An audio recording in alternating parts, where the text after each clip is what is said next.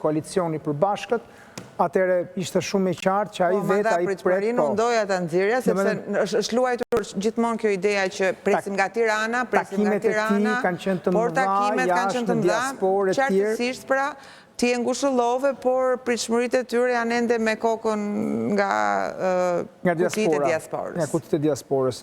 Vjen një informacion nga korrespondent tanë, nga Fatmir Popja, për një kuti në Librazh, në KZZ 53.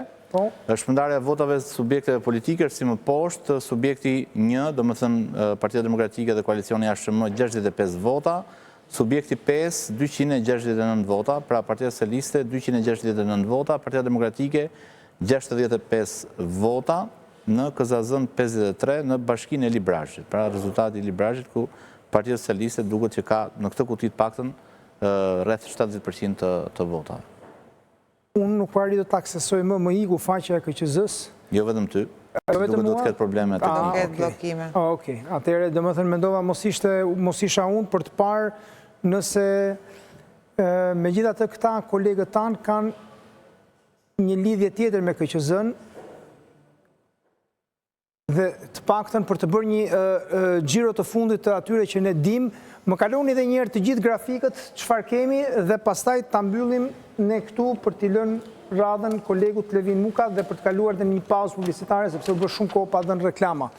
Atëherë, në qarkun e Tiranës, ku janë në lojë 37 mandate, janë numëruar 4 nga 1282 kutitë, ose më saktë është pasqyruar rezultati i 4 kutive, ku kemi 41.6% për Partinë Socialiste dhe 36.7% për Partinë Demokratike. Në një krahasim me vitin 2021, të dy këto forca kanë një rënje dhe ajo që ka ngritje është Shqipëria bëhet, nisma Shqipëria bëhet.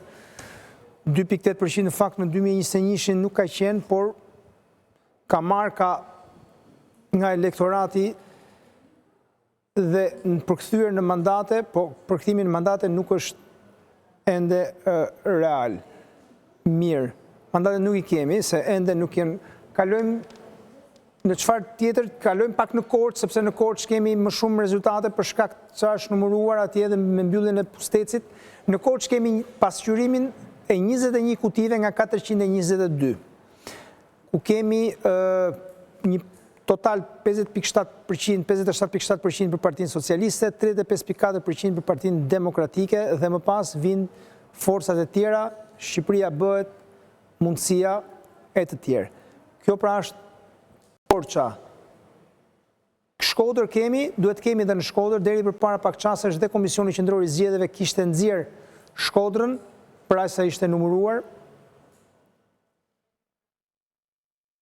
2 nga 405 kutit, Partia Demokratike që pritet të jetë forcë e parë, po sa forcë e parë dhe me çfarë diferencë me forcat e tjera ndjekse Partinë Socialiste dhe Partinë Social-Demokrate, kjo mbetet për tu parë.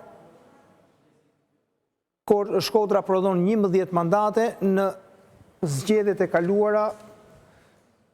Ishte interesante se në Shkodër Partia Social-Demokrate e Tom Doshit mori 2 mandate, LSI-ja mori 1 përmes biznesmenit Agron Çela, i cili i kaloi PS-s më pas dhe tani kandidon Ebia. Ndërkohë Partia Demokratike aso kohë mori 5, Partia Socialiste 3. Edi Rama ka thënë do marrim 1 në Shkodër, por se kujt ja merr, kjo mbetet për tu parë. Mirë. Unë ju falenderoj shumë që ishim bashkë, nderuar teleshikues, ka qenë një transmetim që ka filluar në orën 6:30 të mëngjesit, pra gjysmë ore përpara se të fillonte votimi sot, ka qenë Levin Muka, i cili vjen për ta mbyllur pra me atë që e filluam, ai do të jetë përsëri kur ne të largohemi. Nisida Tufa ishte më pas, Ola Bruko, unë Endri Gjafo, me të gjithë kolegët në teren, me të gjithë kameramanet, me të gjithë teknikët, me të gjithë grafistët, me të gjithë të ftuarit tanë. Transmetimi do të vazhdojë maraton, kështu që edhe nëse do të shkoni të flini, zgjoni nesër, hapeni te News 24 ose shtypni Ballkan Webin apo panorama.al dhe sigur që do të gjeni informacionin më të shpejt, të saktë dhe të verifikuar të gjithë asaj çfarë po ndodh me numërimin e votave për këto zgjedhje 2025. Ju falenderoj për vëmendjen, bashkë mirupafshim nesër.